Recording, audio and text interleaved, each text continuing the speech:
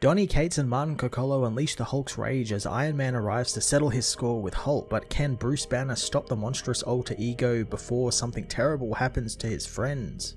Donny Cates continues the bonkers Banner of War storyline with an issue that is pure hard-hitting action between three Avengers. I thoroughly enjoy that Tony's involvement both paid off his role in those first issues of the Hulk series where Hulk almost killed him, and also threw a huge wrench into what was already a messed up situation between the Hulk and Thor and Odin, as Tony does what he does best, runs in guns blazing before asking the real questions, and it leads to some really epic moments. Banner being trapped in his own body again as the Titan takes over and essentially taking the place that Hulk had when he was in control of the body is great, and while it's something we've seen before, I love the way Cates presents it with Banner being consumed by all of his rage and hate in a literal fireball. The cliffhanger ending is absolutely something I expected to happen in this series, and I'm actually shocked it actually took them this long to do it, and I'm glad it did happen actually, since it's the perfect type of schlocky action this series has been doing really well.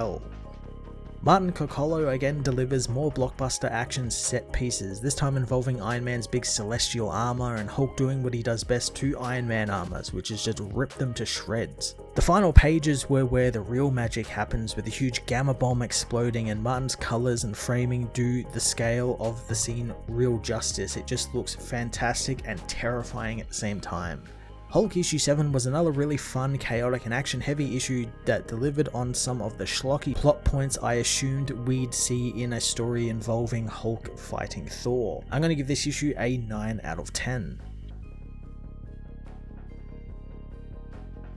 Hulk issue 7 finds Bruce Banner watching a bright light that burns through the sky towards him. He apologizes for what he's unleashed as the fireball hits him, while outside in the real world, Iron Man in his celestial armor fires on the Hulk, ripping through his gamma-infused skin. Thor watches as the Black Hand of God is emptied for the first time in a millennia thanks to the immense power being thrown around inside it. As Tony continues to rip into Hulk, Thor watches, smelling the burning flesh and roaring of the muscle as more pain and suffering is unleashed on a creature that doesn't know why it's been made to suffer. Tony tells his AI boss that it wasn't easy turning the Celestial into an armor that could siphon off the Hulk's gamma radiation, and while it's doing its job, he finds there is still an insane amount of gamma energy and somehow Hulk is still standing. Boss knows the gamma is increasing as Hulk is soon overcome by the Titan, unleashing its anger and power onto Tony's armor and toppling the giant suit, crippling it. Tony finds the suit has been critically damaged and he has sustained multiple broken ribs and a fractured collarbone, but before Boss tries to sedate him, Tony spots Thor, who tells him to stay down. Tony reminds Thor of who he is and what team they are on together, and why did he call him there if all he was going to do is just try and kill him.